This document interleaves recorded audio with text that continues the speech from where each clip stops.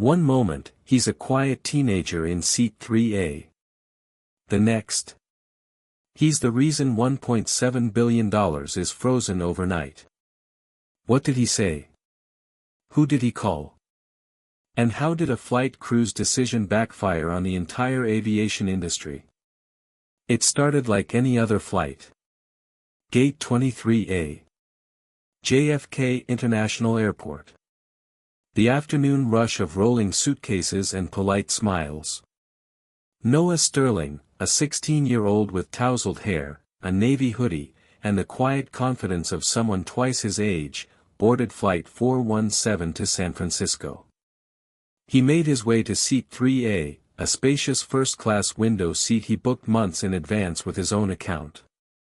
He put on his noise-canceling earbuds, sat back, and closed his eyes. 10 minutes later, a flight attendant named Cheryl tapped his shoulder. She smiled, but there was a hint of urgency in her voice. "Excuse me, sir. I'm afraid we have a situation. May I ask you to give up this seat?" Noah looked confused. "Why?" he asked. "We have an elite gold-tier flyer who needs this seat. You're a minor traveling alone, and we have an open economy seat for you. We hope you understand." Noah blinked. He'd paid full price. He had a digital receipt. But Cheryl insisted. "We can have security assist if you prefer not to move voluntarily." Noah sat silently for a second, then reached into his pocket and pulled out his phone. "Okay," he said. "But I need to make a call first." Noah wasn't your typical 16-year-old. He wasn't a gamer, an influencer, or a sports prodigy. He was the acting junior CEO of Sterling Cyber Defense Systems. Yes, that's Sterling. The multi-billion-dollar cybersecurity giant that protects everything from banks to government satellites. The son of Ethan Sterling, a tech pioneer and one-time Pentagon consultant, Noah had grown up around encrypted networks and military-grade software.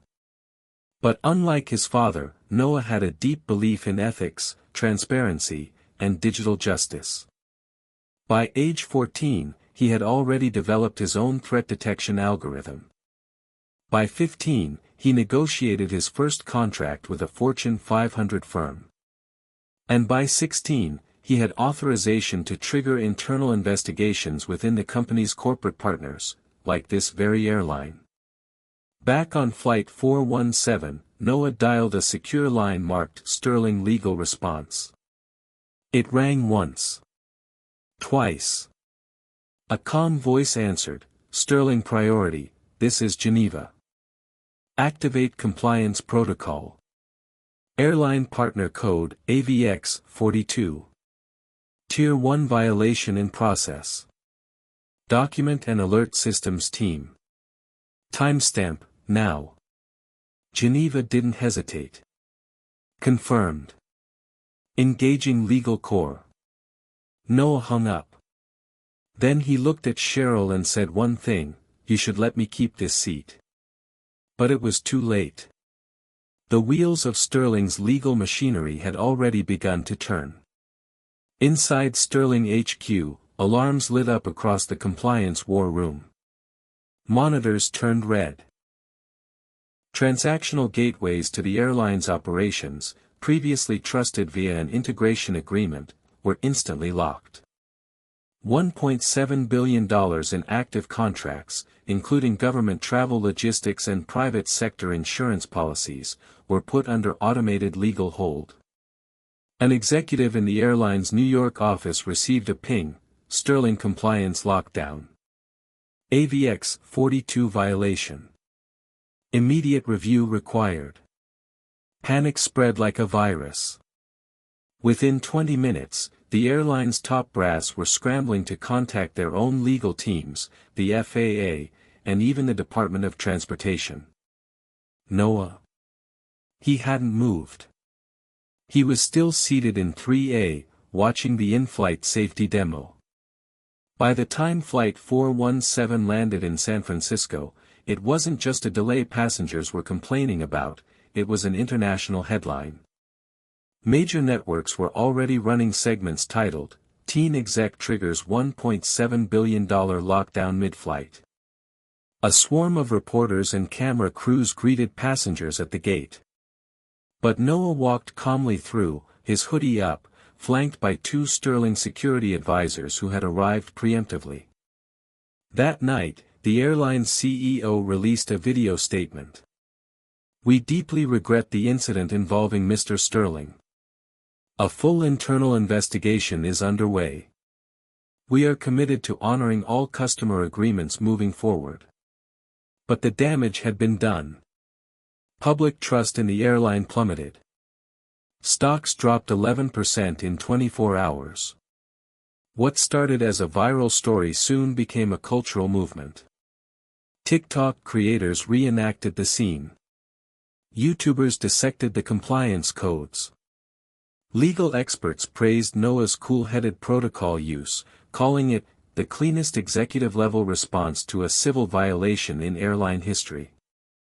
Fan art of Noah circulated with phrases like, "Digital Night" and "Seat 3A Forever." More than just an act of corporate muscle, the incident sparked a national conversation about how minors, customers, and data rights are treated by large systems.